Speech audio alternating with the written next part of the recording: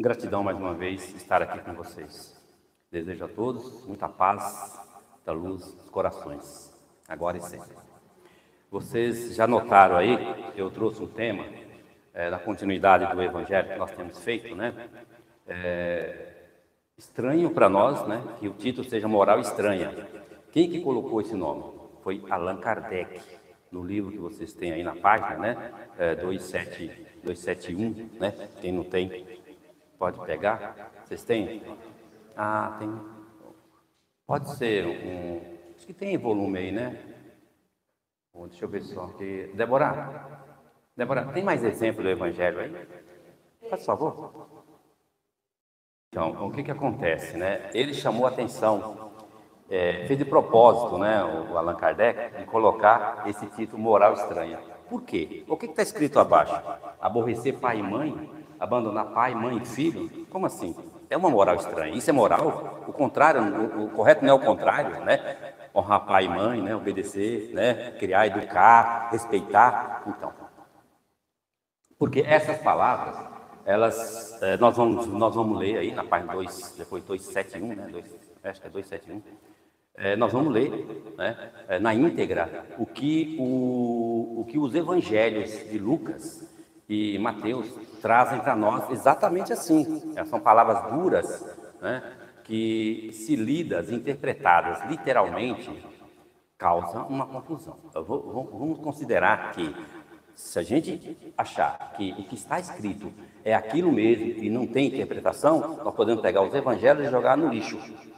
Não tem que ter medo de falar isso, porque essa é a verdade, tá? Ou seja, olha só, inclusive ao longo do tempo, a igreja, né, a igreja como um todo, né, todos os espiritualistas, né, usaram sim de recursos próprios, convenientes, né, de acordo com a sua conveniência, para criar genocídios, para criar um monte de violências e assassinos, né, em nome de Deus, em nome do que está escrito. Parece que nós temos até algumas religiões, né, que se baseiam em determinados versículos da Bíblia, né, para, por exemplo, evitar doação de sangue, por exemplo. Existe um versículo lá, né, que não pode, lá no Velho Testamento, isso é coisa antiga, né, que Deus teria, o Deus que eles falam, que aquilo também nunca foi Deus, né, que proibia consumir o sangue dos animais sacrificados, né, poxa, mas dos animais sacrificados, né? E por isso eles acharam que a transfusão de sangue está sendo proibida, foi proibida por Deus. Primeiro que Deus não tem absolutamente nada a ver com isso, que aquilo que nós vemos como Deus no Velho Testamento, nós espíritas precisamos acordar, né? Já precisamos, às vezes dói um pouquinho, sabe? Dói um pouquinho a gente chegar a um período e falar, poxa vida, mas eu fui criado na igreja católica, eu formei, e de repente aquele Deus não existe. Sabe? É triste, às vezes é triste mesmo, né? Eu me lembro daquele Planeta dos Macacos, né? O primeiro, lá, 70, né? Que o pessoal queria fugir, vamos embora. Não, os macacos dominaram. Não, eu sei, vamos embora daqui. Pegaram os cavalos e mar. De um lado estavam os macacos, do lado de cá, o mar, o oceano. Ou seja, uma decepção. Acabou. Não tem para onde ir. De fato, não tem mais para onde nós irmos. É isso, esse é o nosso fim. Né? Então, a frustração daqueles dois rapazes me marcou. E eu nunca esqueci dessa cena. Então, quando nós acreditamos demais, até numa pessoa, por exemplo, e ela nos decepciona, fica essa mágoa, né? Poxa, eu acreditava tanto, não é possível que aquela pessoa... Não estou acreditando. E esse Deus, né, que foi imposto para nós goela abaixo, né, durante 2000 anos aí, né, ele tem que ser reestudado, né? Tem que ser reestudado, né? Se Jesus é o nosso modelo de elevação espiritual, como é que ele iria falar uma moral dessa magnitude, dessa atitude? Né? Então a gente vai ver um pouquinho só. Então, no Espiritismo, nós consideramos Jesus como nosso modelo? Sim. Alguém se lembra da questão? Deixa eu ver se eu trouxe aqui. A questão 625 do Livro dos Espíritos. Kardec pergunta, né, qual o tipo mais perfeito que Deus tem oferecido ao homem para lhe servir de guia, modelo? Simplesmente os espíritos responderam Jesus, só isso. Não falou, não teceu comentários, não, porque o mestre, não, simplesmente Jesus. Aí, para quem lê o livro, do Evangelho, do Livro dos Espíritos, vai ver que logo abaixo, Kardec discorre, meia página lá, sobre o que os espíritos responderam. Mas olha, tirando aqui, né, o cochilo gramatical que a gente tem aí, que é mais perfeito, né? O pessoal quer dizer que não existe mais perfeito ou menos perfeito, ou é perfeito ou não é, mas nós entendemos, né, a hipérbole, nós entendemos o exagero, para que realmente, o que quer dizer, o espírito mais evoluído que passou pela Terra, né, talvez fosse o mais correto, foi Jesus. Então, nós seguimos esse Jesus.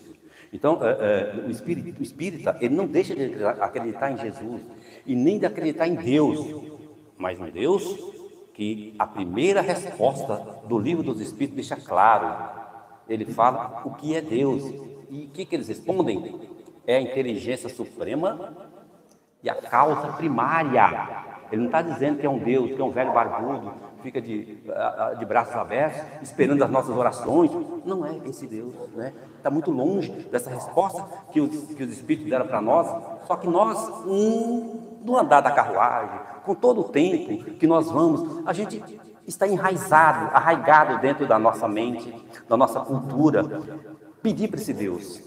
Então a gente fala assim, o Espiritismo, desse Pai, desse Deus, mas todas as vezes que nós assim falamos, nós estamos referindo a essa causa primária, né? Que alguns aí estão tentando desvendar o que seja essa causa aí. Para nós é algo que é uma inteligência suprema, que existe, é o que comanda, é o que cria, né? E é o que comanda, é o que tem as rédeas, do nosso ponto de vista, é o que tem as rédeas do universo, tá certo?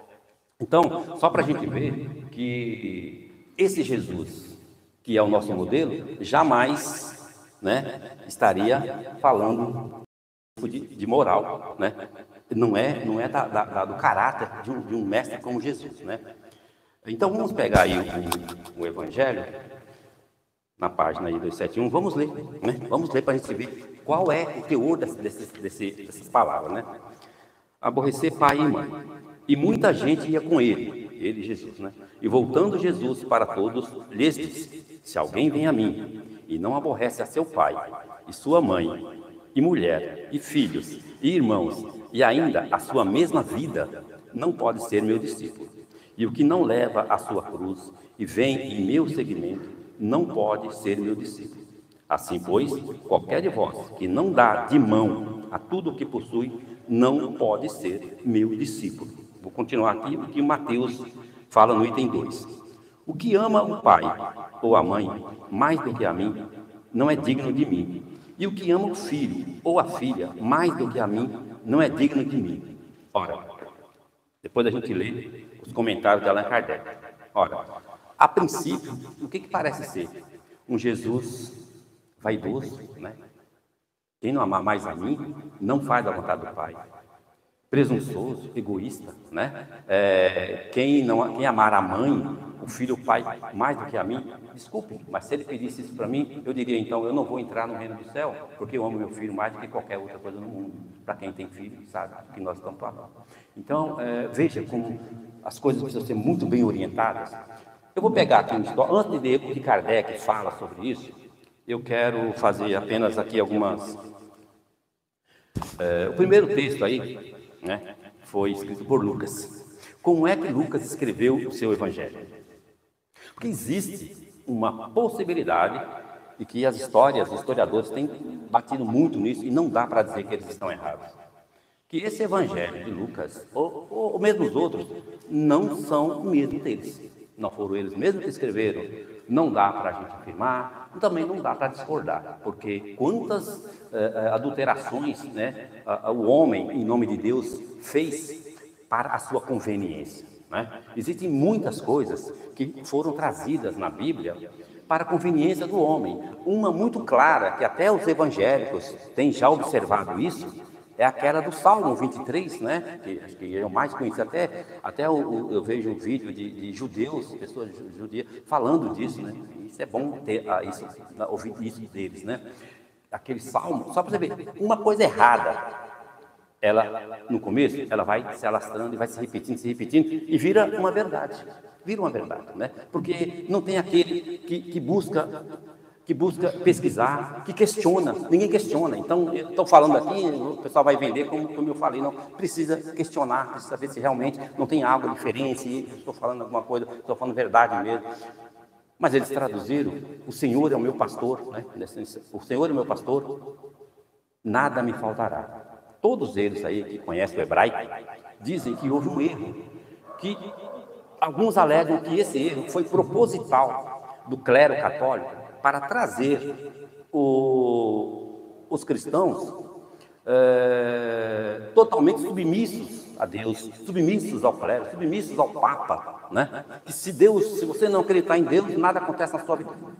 Quando, na verdade, né, o hebraico, a tradução correta seria: o Senhor é o meu pastor, não me faltará. E não nada me faltará. Porque se nada me faltará, criou um axioma, né, uma verdade que se diz incontestável, de que Deus quis assim. Deus quis assim. Ah, eu creio em Deus, eu vou ficar esperando porque nada vai me faltar, porque eu acredito nele. E não era bem assim.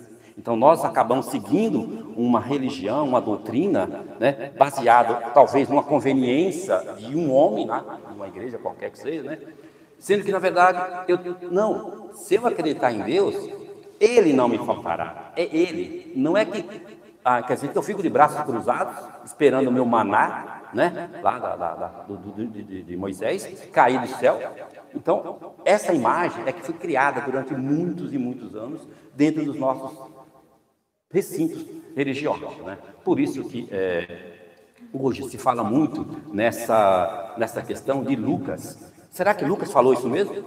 Ele escreveu como esse evangelho? Fala-se que ele escreveu esse evangelho, como está ali, ó. Ele foi se basear lá em Maria de Nazaré, que ainda era viva, segundo os relatos, né? Também se baseou no evangelho de Mateus, né, e de Marcos, né? E muitas coisas ficaram repetidas, né? Então, assim, aí a primeira questão que faz: será que realmente ele escreveu dessa forma? Maria de Nazaré passou como para ele? E ele entendeu como e passou como? E tudo isso foi sofrendo transformações, até que as pessoas perguntam: mas não tem um original lá no museu, não sei das contas de Roma, lá? Tem um original, mas a partir de quando esse original se formou? Quantas mudanças houve para que esse original se formasse, né? Esse evangelho de Lucas e os três primeiros evangelhos, eles são considerados, a gente já ouviu falar em sinótico, né? São evangelhos sinóticos. Sim, do grego igual, e ótico, vista, né? Ou seja, eles têm a mesma visão sobre a vida de Jesus, por isso que eles são sinóticos. E João, como foi escrito bem depois, ele traz uma análise mais profunda, mais filosófica, então, mas todos eles são canônicos. O que é canônico? Cânon é modelo, é padrão. Então, qual é o padrão da igreja na época? Estabeleceu-se que o padrão era que todo livro que constasse na Bíblia tinha que ser inspirado por Deus. Esse era o padrão. Se alguém achou alguma coisa em alguns livros que prova que não era inspirado por Deus, a igreja não aceitava. Então, o cânon dele, o padrão, o modelo, era que fosse inspirado por Deus.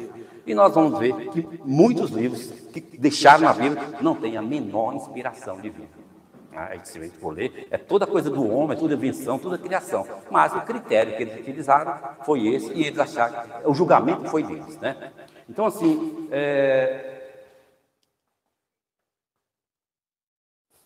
e todos os livros que não fizeram parte da Bíblia, eles foram tidos como apócrifos, não são genuínos, não são passíveis de prova, não dá para provar, não tem um instinto, não tem uma inspiração divina, né? Então daí eles consideraram esses livros fora da Bíblia, e que hoje a gente está achando muitos desses livros, 1945, 1947, 1956, né? Tem vários evangelhos sendo, inclusive, publicados, traduzidos, publicados aí, que estão trazendo outras verdades. A gente sempre fala que 100, 200 anos, quantas coisas a arqueologia vai trazer e provar, tanta coisa que, né, a gente vai falar: poxa, mas aquilo que eu sabia 200 anos atrás não é mais nada. É verdade, pode ser que a nossa verdade de hoje não seja realmente igual ao que nós falamos, né? A igreja há 600, 800 anos tinha uma outra imagem, né? Uma outra informação de Deus, aquela coisa toda.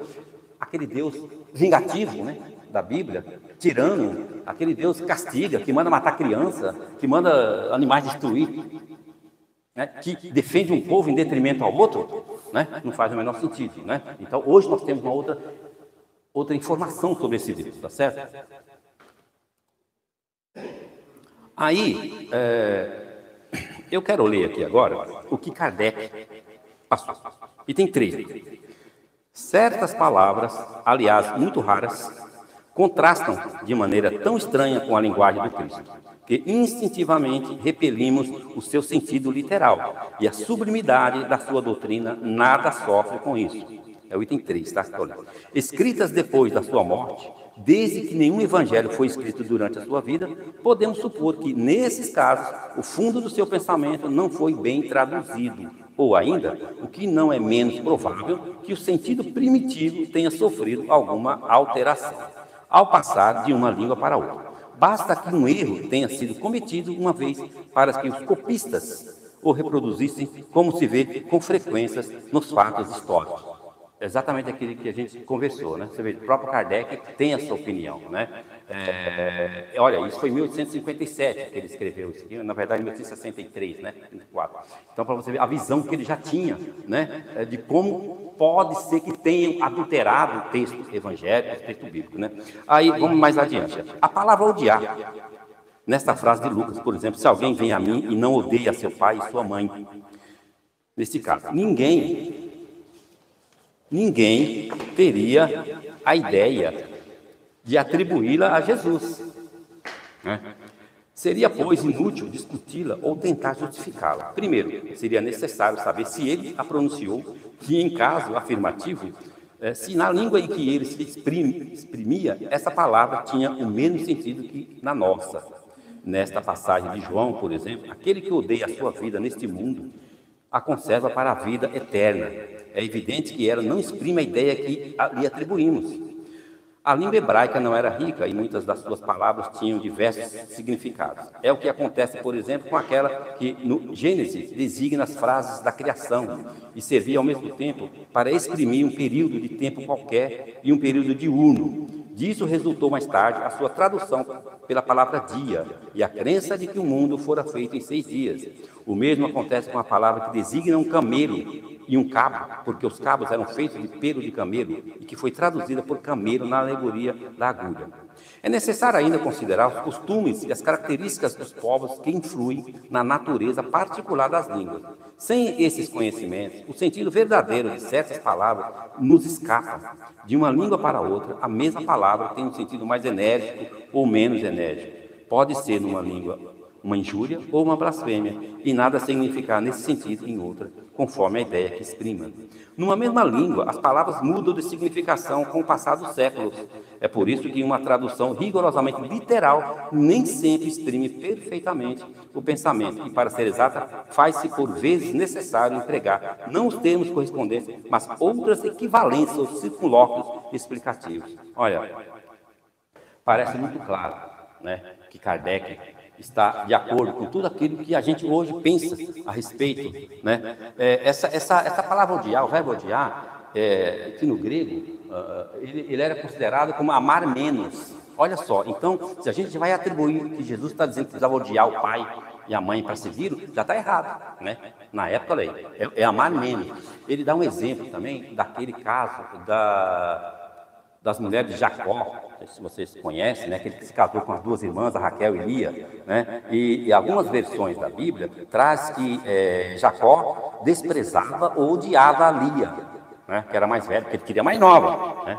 No fundo, a gente vai ver, se vocês lerem a história, foi ela que deu toda a hierarquia das tribos de Jacó, porque era dos 6 filhos, né, para Jacó, e as concubinas deram 4, e a Raquel apenas 2. Então, no fundo, aquela que ele mais amava quase não representou, muito embora essa última tenha dado à luz aquele famoso José do Egito, né? É a mãe dele, né? A Raquel, e o tal do Benjamim. Mas, enfim, ali Jacó não odiava a Lia. Ele preferia a Raquel, então ele amava menos a Lia. Isso é normal, mas se nós não soubermos disso, nós vamos colocar palavras na boca de Jesus que ele não disse. né? Então, é por isso que Kardec está chamando a atenção, porque uma palavra numa época tem um significado. Você, até, por exemplo, em outras línguas, não sei muito longe, a nossa língua portuguesa, por exemplo, eu achei muito estranho quando eu fiquei sabendo que os jogadores lá de Portugal usam camisola para jogar bola, né? É muito estranho para nós, né? Nós é a camiseta, lá é camisola mesmo, mas como tudo é estranho. Isso só para citar um exemplo. Assim, quem vai a Portugal, não sei se alguém, contam horrores, que tem placas lá que são verdadeiros palavrões aqui para nós, mas para eles são comuns. Então está ali do lado, e é aqui na mesma época. Agora, imaginem, pessoal, 700, 800 mil anos atrás. Quanta diferença que tem. Ele citou aqui que nós lemos aí sobre o camelo, né, e corda, né? Eu já falei aqui numa outra época, quando nós falamos sobre a riqueza, né? Aí tem aquela frase, é mais fácil, né? É mais fácil um camelo passar pelo fundo de uma agulha do que um rico entrar pelo reino do céu, no reino do céu. Na verdade, a corda é camelon. É camelo. E camilon é corda. Aí não tem quem consiga, não tem possível. É óbvio que vai dar confusão ao longo do tempo, né? Então, se fez essa tradução, no grego é assim, então fica muito próximo. Nós, camelo e corda, tem uma diferença muito grande de pronúncia, prosódia, né? Não tem o menor sentido. A corda, na época que eles falam, alguns historiadores falam que na corda que usava para fazer a rede de pesca. Então não é aquela corda grossa, né? Já é menos mal, né? Uma cordinha mais fina que usava para fazer rede. Mas mesmo essa corda jamais passaria pelo fundo de uma agulha. Então veja, às vezes as comparações que nós fazemos são hiperbólicas, exageradas, porque nós estamos usando os termos errados, né? Por causa das traduções. E ainda existem cidades, regiões, não só daqui do Brasil, né? Do mundo aí, que dizem, algumas regiões, que agulha, na verdade, não é aquela agulha que a gente costura, que a mulher costura, não. É aquela agulha que é aquela portinha que fica do lado da cancela, da porteira, do portão da cidade. Toda a cidade tinha um portão. Todas as cidades da Palestina eram muradas por causa dos inimigos, né? Então, fechadas. E quando entrava, se vinha carruagem, o cavalo, abria, né? Passava. Se não, se era só pedestre, passava por uma agulha, que ela faz isso, ó. E animal grande, ele não dobra, né? Ele não dobra.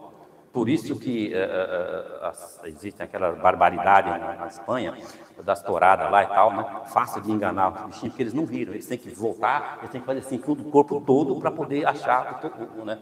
Toreador. Então, assim, eles não viram, o camelo não dobra. Então, assim, por isso que alguns alegam, é mais fácil um camelo dobrar pelo fundo de uma agulha do que o rico entrar no... Parece muito mais passível, não é mais prático, mais coerente, né? Se realmente fosse esse exemplo, né? Então, para a gente ver que tanto esse item, né, de aborrecer pai e mãe, como o de abandonar pai, mãe e filho, é a mesma critério, né? O que Jesus... Antes de falar da conclusão, nós falamos do dia, ele falou do dia, né? Lembra? Kardec citou que a palavra dia, no hebraico, tem dois significados. Tal de Yom, do hebraico, quer dizer dia. Mas também pode ser tido como era, tempos, períodos. E aí, senhores, mais uma frustração, né? Passei a vida inteira acreditando que Deus fez o mundo em 6 dias. E agora, deu um despertar da tecnologia, da evolução do homem, né? Da busca, né? De todos os empreendimentos, de tudo que se vê em alguém que conhece hebraico, as pessoas que começam a ditar, a explicar para nós, e a gente percebe que não era isso que era para ter sido escrito lá no Gênesis. Deus não fez o mundo em 6 dias, né? Teria sido mais coerente se fosse 6 períodos. 6 períodos de quanto tempo? Milhares e milhares de anos, como no livro A Gênese, de Kardec, ele menciona que cada dia corresponde a milhares e milhares de anos. Aí, na história, para quem sabe, tem as raças mães, né, os períodos da paleontologia, né, todas aquelas épocas, né, que corresponde 900 milhões de anos, vários milhões de anos. Essas fases é que correspondem, estão equiparadas ao surgimento dos animais, né? Quando que passou a surgir o animal na Terra? Quando passou a ter um habitat próprio para ele, né? Quando que o homem surgiu? Quando passou a ter um habitat próprio para ele. A evolução da espécie. Aí nós vamos ter que apelar para a evolução da espécie, porque a evolução da espécie segue exatamente o seu roteiro, juntamente com a chegada, com a criação de uma centelha divina que jazia, né? Jazia no planeta, aguardando apenas a preparação de um veículo apropriado para essa centelha se manifestar. E ela foi se manifestar quando o animal conseguiu a consciência. E esse animal se chama homem. Quando a consciência, quando o cérebro ficou preparadinho para que pudesse funcionar essa consciência, a centelha divina incorporou. E aí passou a haver o homem, que é uma mistura de corpo com espírito e outros corpos que a gente aprende dentro da própria filosofia oriental e também dentro da própria doutrina espírita, né? Então, só para a gente entender que Kardec citou isso daí, que a confusão, né? Olha só, 6 dias e ainda descansou, né?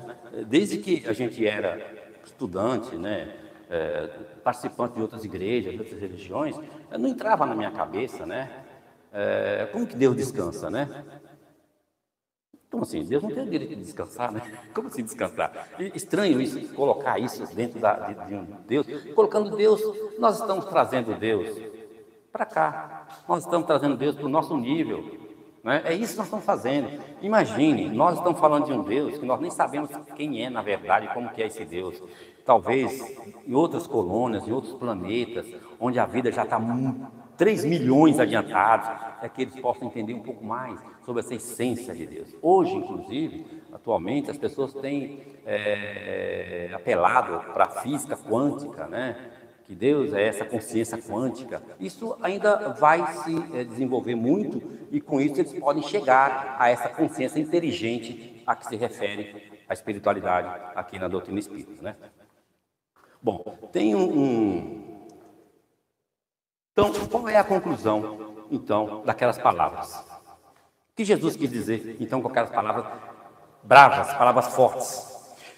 Agora que nós sabemos todas as possibilidades de adulteração, a evolução da língua, né? Aquilo que pode o homem ter feito, a gente não está apontando, mas pode ter feito como adulteração, né? Tudo isso influenciou no entendimento literal que muitos de nós fizemos até hoje, né? Mas o que Jesus quis dizer, nós podemos pensar que devemos entender que Jesus não prega guerra, não prega discórdia entre a família, não é vaidoso a ponto de exigir amor próprio, amor maior para ele do que para os pais, muito menos que o cristão se aborreça a si próprio por amor a Jesus. Tais palavras nos chamam a atenção para que coloquemos como prioridade as coisas do Espírito, pois a matéria é efêmera e só o Espírito é eterno. Veja, tão simples. Ele está querendo dizer que, gente, pense na eternidade. Pense no que você pode fazer amanhã. Não dê prioridade às coisas da matéria. Não se enfie só na materialismo, porque isso é efêmero, isso é passageiro. O que importa, o que é eterno, é o Espírito. Então, é nesse sentido. Então, assim, ninguém pode ser condenado, né, de não vir a uma casa ou uma igreja, porque ficou com a mãe que estava doente, com um filho. Não faz o menor sentido, né? Jesus jamais falaria isso. Se ele é todo misericórdia, né? Se ele veio para curar, para auxiliar, para ensinar, ele jamais faria o contrário disso. Então, é mais ou menos isso, é coisa simples, não tem que, né? É só a gente inverter aí um pouquinho o sentido. Dentro desse... Aí vocês podem continuar lendo, ó, não deixar as coisas do cotidiano, as preocupações, a ambição das conquistas materiais se tornarem os únicos objetivos da sua vida, até porque nunca sabemos qual dia será o último aqui na Terra. A par disso, né, tem uma historinha do homem que ele não conhecia banana, né? Então ele estava esperando o trem, e aí ele pegou uma dúzia de banana para comer. Mas ele disse, peraí, mas esse negócio é tão bom que eu quero comer até a casca. Vou comer a casca primeiro. Comeu a casca, encheu a barriga de casca de banana, né? E aí, a hora que ele ia comer a banana, chegou o trem. Não deu tempo dele comer a banana. O que o pessoal está querendo dizer com isso? Ele usou todo o tempo para fazer o que não era necessário. o que não prestava, o que não era prioridade, o que não tinha prazer, o que não era bom. E como ele usou todo esse tempo nisso, não deu tempo dele fazer as coisas boas. É nesse sentido que Jesus está dizendo, para que nós não amemos, né, o materialismo, nesse sentido, que nós vamos aproveitar aquilo que é o melhor da vida. E que o melhor da vida é aquilo que é eterno, que é o Espírito, as coisas da espiritualidade. É nesse sentido, sabe, para a gente não priorizar as coisas do materialismo, porque elas passam. Até porque amanhã eu vou estar vivo aqui, nós não sabemos, né? E o Espírito vai estar preparado, né? O meu carro vai ficar para alguém, a minha geladeira, se eu tenho cerveja, se eu estou casado, o outro homem vai ficar tomar cerveja com a minha mulher e vice-versa. Então, não vou priorizar isso. Priorizar que eu estou preparando um lugar tão melhor, tão bom, que eu não ligo se a cerveja ficar para eles, entendeu? Eu vou ter coisa melhor lá do outro lado. Mais ou menos isso que a gente tem que se preparar, tá? Também, eu não bebo não, para cerveja, não gosto muito, estou falando só se tem um caso aí. Eu queria lembrar que nesse contexto aí, nesse capítulo, tem mais dois tópicos, né? Mais dois tópicos que a gente, eu vou só dar uma pincelada nesses tópicos, que também chamam a atenção pelas palavras duras de Jesus. Na página 274 está escrito: deixai os mortos enterrar os seus mortos. Tá bom, então meu pai, né, morre, né, e eu tenho aqui um encontro aqui no centro espírita, ou na igreja, tá? E eu não vou participar do velório, do enterro do meu pai, porque eu tenho esse compromisso aqui. Olha, Jesus não está dizendo isso, tá certo? Jesus não, mas isso pode ser interpretado dessa forma. Quem quiser fazer com que as pessoas sejam duras. Não, primeiro Deus. Primeiro, vê que Jesus está falando lá, não, você vai ser um morto enterrando outro morto. O que Jesus quis dizer, basicamente, se vocês lerem aqui depois, escorrer aqui, ele quer dizer o seguinte: muitos de nós somos tão mortos quanto aquele que está sendo enterrado. A única diferença entre nós é que nós estamos andando. Só isso. A única diferença é essa. Estamos tão perdidos na vida, estamos tão mortos para a realidade, para a espiritualidade, que não tem diferença entre mim e aquele que está lá no caixão. É isso que ele quer dizer. Então, se é isso que você quer, se realmente você é a mesma coisa, então que faz junto com ele. Não tem a menor diferença. Você pode até inverter os papéis, os lugares, que você vai ficar no bom lugar. É nesse sentido, né? É para quem já está sem nenhum propósito, para quem não liga nada para a vida espiritual, aquele que está perdido, que está morto, nesse sentido. Não dá nenhuma importância às coisas boas. Então, ela está perdida, é como se estivesse morto para a vida. Então, por isso que ele disse: deixai que os mortos enterrem os mortos. Quando você tem uma coisa boa e as pessoas não querem participar, perfeito, tá bom. Deixe que ele procure o que é bom para ele. É como se estivesse morto e estivesse enterrando aquele outro morto. Mas nós já sabemos que o mais morto é muitos de nós que vamos levar o corpo morto para a cova. Porque quantas vezes as pessoas falam, até o padre estava falando esses dias num lugar aí, que eles mesmos cometem muito erro, né, no velório. A família chama para fazer lá, sei lá, aquelas orações, né? E ele fala: olha, fique tranquilo, seu filho está no céu. Está nada, né? O padre fala: está nada, eu sei que não está, o padre falando, a palavra dele lá, né? Está nada, foi um malfeitor dele, mas naquele momento nós mentimos. Aí, será que é correto agradar? Aí é que o padre fala: está cheio de mortos, enterrando os mortos.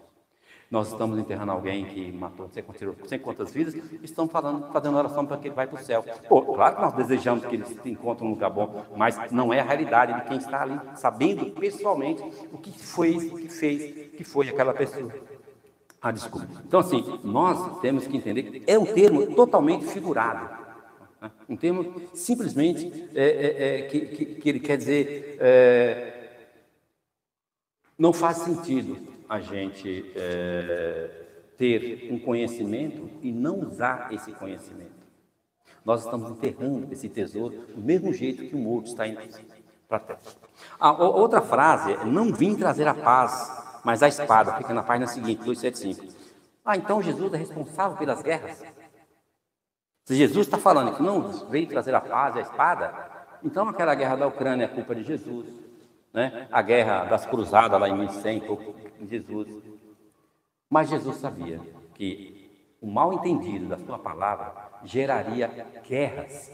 Uma guerra, em nome de Deus, tão crucial, mas tão idiota do homem que nós somos, que dá até assim, até dói no coração. Aquela noite de São Bartolomeu, alguém já ouviu falar? 24 de agosto é o dia de São Bartolomeu. E nesse dia, mais de 5.000 pessoas morreram nas mãos dos reis católicos que cortaram a espada.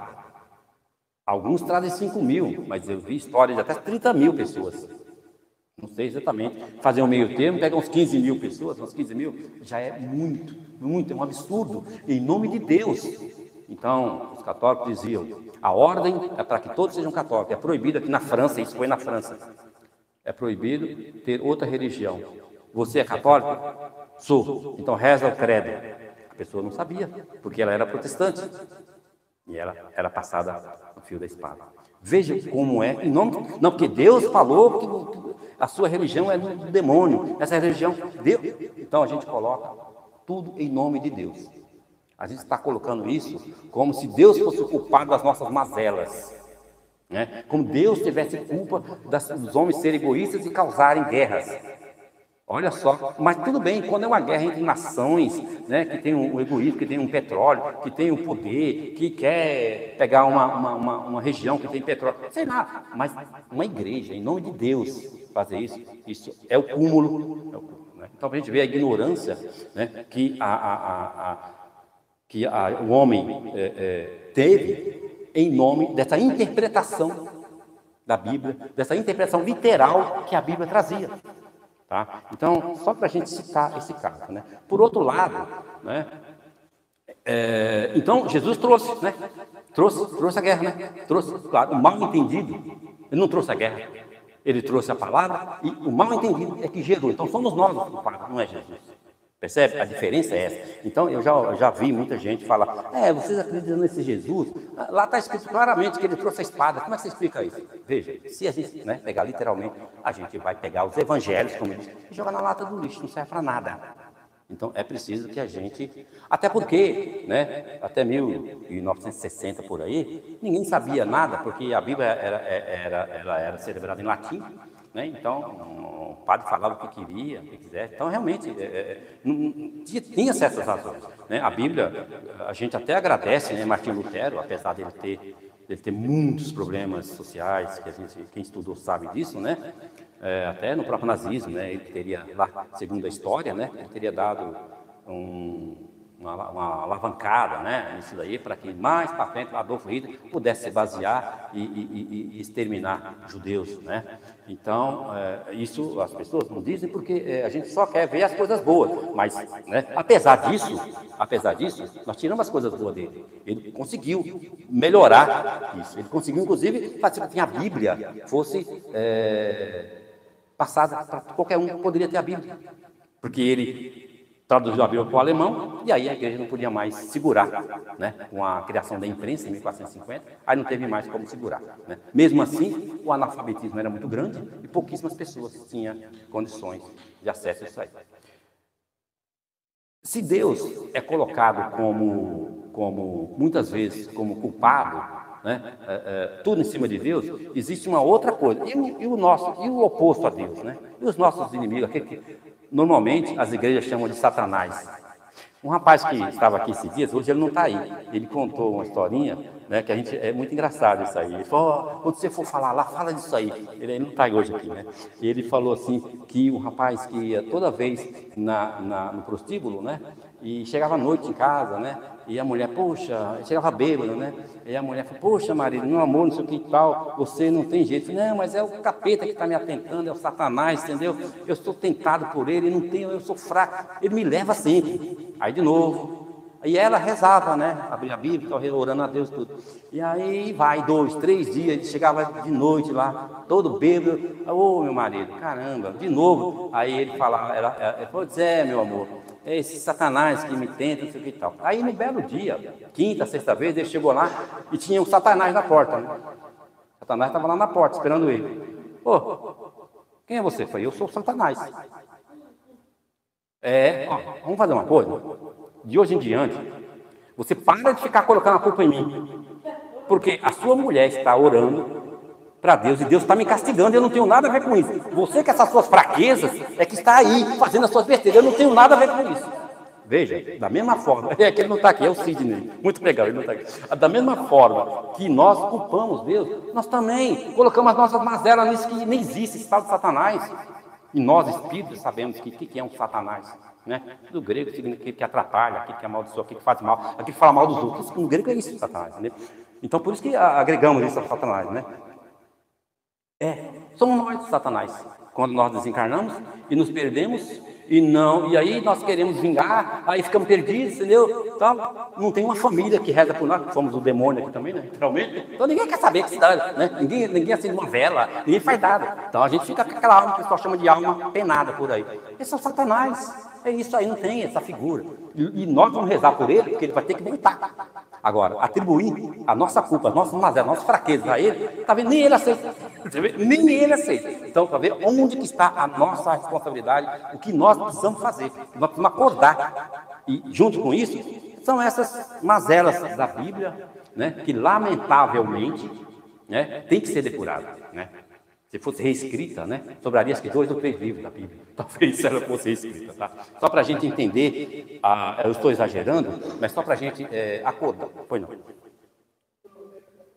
Você sabe dizer quantas ações tiveram desde que ela vamos dizer, interpretou a... Edificações? Eu digo edições, remodelações, remodelaram... Da Bíblia? Isso.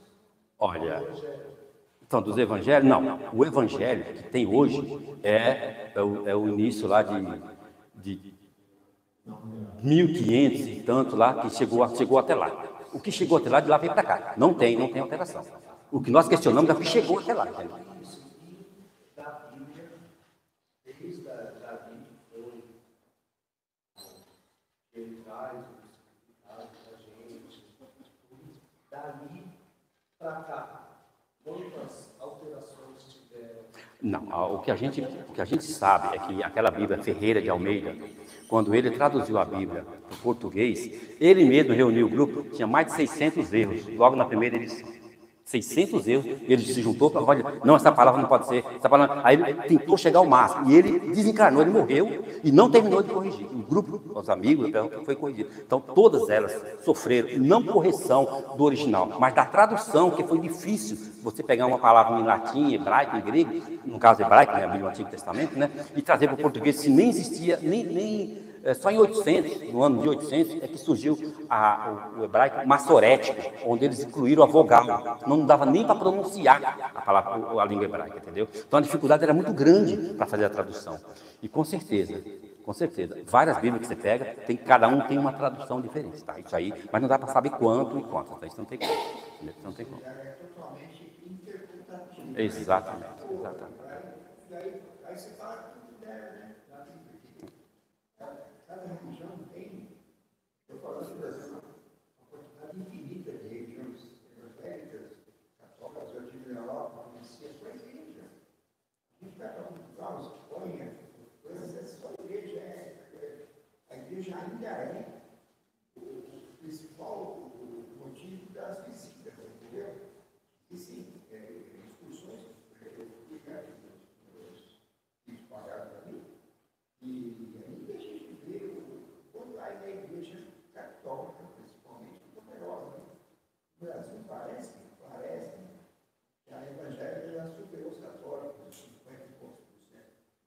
Mas mesmo assim, uma infinidade de igrejas evangélicas, escola do pastor, aí forma outra igreja, então a interpretação é o principal sinônimo das religiões, não tem jeito, né? Não tem como, isso não tem fim, não tem fim. Apenas a gente lembra que Kardec disse para nós, né, que o Espiritismo será o futuro das religiões, mas não é o espiritismo, a doutrina, é a visão filosófica da doutrina espírita. Tá? É a visão filosófica, né? Então ninguém vai deixar de ir para a igreja para vir para o espiritismo, mas esse sentido filosófico vai imperar, né, nas religiões, e a gente espera que seja tão breve. Pessoal, muita lógica, eu acredito nisso, que aqui é uma escola da gente, né? A gente sai do plano espiritual para passar pelas dificuldades que a gente tem que passar, o aprendizado aqui, né? perfeito. Segundo que é bem lógico isso, né? E uma outra coisa que eu queria só dizer agora, mas é uma coisa um pouco na cabeça, é a fé, o poder da fé, que a gente descobriu, né? As igrejas evangélicas, as palavras fé, assim, para a igreja secular, é a fé que é o principal. A gente uma hora a gente fala sobre isso, tá? E aí é um tema mais complexo, a gente discorre isso aí, com certeza, tá bom? Bom, pessoal, a gente tem que encerrar, tá? Agradeço a todos aí, espero que tenha esclarecido um pouco mais e tirado um pouquinho essa sobrenatural da Bíblia, de Jesus, essas coisas literais, tá bom? Obrigado.